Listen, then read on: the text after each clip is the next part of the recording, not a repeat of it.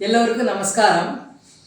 எல்லோர் வீட்டிலும் உள்ள குங்கும சொப்புகளும் குங்குமமும் பேசிக்கொள்கிற ஒரு கற்பனை உரையாடல். வெள்ளி குங்கும சொப்பு, டூப்ளிகேட் வெள்ளி குங்கும சொப்பு, மரத்தில் சொப்பு, பித்தளை சொப்பு, பிளாஸ்டிக் சொப்பு, தகர சொப்பு, இதிலே விதவிதமாய் பல ஷேப்புகளில் குங்கும சொப்பு நம் வீடுகளில் உண்டு.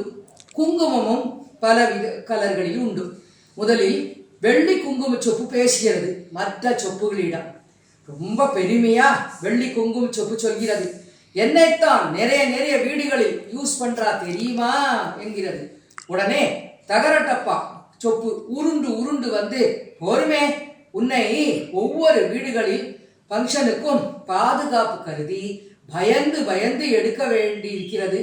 நிறைய மாமிகளுக்கு கல்யாண நிச்சய தாம்பூலம் போது தட்டு மாத்திக்க வெள்ளி சந்தன கும்பாவுடன் வெள்ளி குங்கும சொப்பு என்று உன்னை பெருமையாக சபையில் வைப்பார்கள். பிறகு கல்யாண முகூர்த்தம் போது நீ கரெக்டாக சபையில் இருப்பாய். அப்புறம் உன்னை கண்ணில் காணவே காணாது. திருடனுக்கு பயந்து பல மாமிகளும் அவர்கள் வீட்டு பீரோவிலோ அல்லது பேங்க் லாக்கரியிலோ வைத்து விடுவார்கள். அப்புறம் என்னைத்தான் கூடுதல் யூஸ் பண்ணுவார்கள் பல வீடுகளில் என்று தகர டப்பா சொப்பு தம்பட்டம் அடிக்கிறது. உடனே பிளாஸ்டிக் சொப்பு ஓடி வருகிறது. நன்னா இருக்கே, உன் தகர டப்பா சொப்புல ஒரு விரல் கூட நுழைக்க முடியாது என்று பல மாமிகள் இப்போ வாங்கறதே இல்லை. என்னைத்தான் நிறைய வாங்குகிறார்கள். நானும் பல ஷேப்புகளில் கிடைக்கிறேனே. மெட்ராஸில் பாரிஸ் கார்னர் கடைக்கு போய் நவராத்திரி சமயத்துல மொத்தமாக 5 டஜன் 10 டஜன் வாங்கி கொண்டு வந்து என்னை தாம்பூலத்தில் வைத்து கொடுப்பார்கள் தெரியுமா என்று பீத்தி கொண்டது பிளாஸ்டிக் சொப்பு. போன வாரம் கூட நான் சாக்லேட் ஷேப்பில் டப்பா இருக்கிறேன் என்று ஒரு மாமி ஆசைப்பட்டு அவர்கள் வீட்டு பூஜைக்கு வருபவர்களுக்கு கொடுக்க என்று 2 டஜன் வாங்கினா தெரியுமா என்று தன் பங்கிற்கு சொல்கிறது பிளாஸ்டிக் சொப்பு. உடனே பித்தளை சொப்பு படு ரோஷமாக முன்னுக்கு வருகிறது. போருமே, தகரமா பிளாஸ்டிக்கா, இப்போ எல்லாம் பிளாஸ்டிக் யூஸ் பண்ணவே கூடாது என்று பல கண்ட்ரிகளிலும் அதற்கு தடை விதித்திருக்கிறார்கள். அதனால் லட்சுமிகரமாக பித்தளை தான் பூஜைக்கு உகந்தது என்று என்னைத்தான் நிறைய மாமிகள் வாங்குறா யூஸ் பண்றா என்று படபடவென்று சொல்லியது. உடனே வெள்ளி முலாம் ஊசியது போல் உள்ள டூப்ளிகேட் குங்கும சொப்பு முன்னே வந்து இவர்களை பார்த்து படு ஸ்டைலாக சொல்கிறது.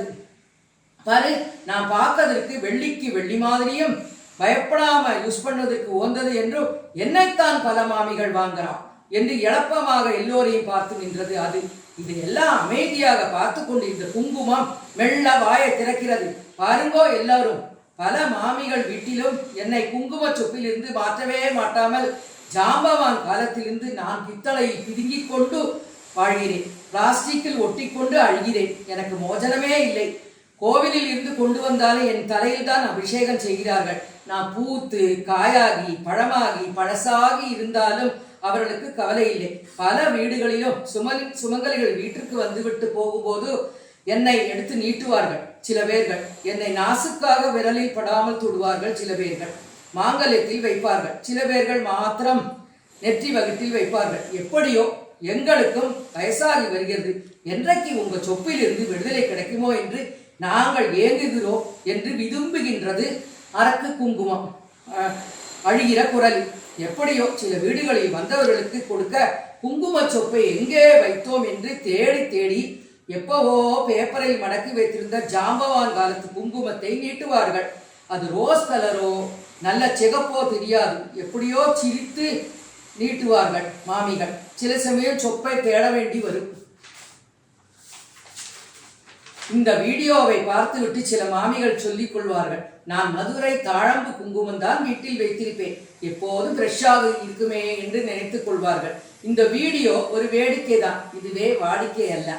குங்குமம் குங்குமம் மதுரை மீனாட்சி குங்குமம், மங்கையர் மகிழும் குங்குமம், பலவித கலர்களின் சங்கமம், மனதிலே மகிழ்ச்சியும் இன்பமும் என்று சுவையாக பாடி முடிக்கிறேன்.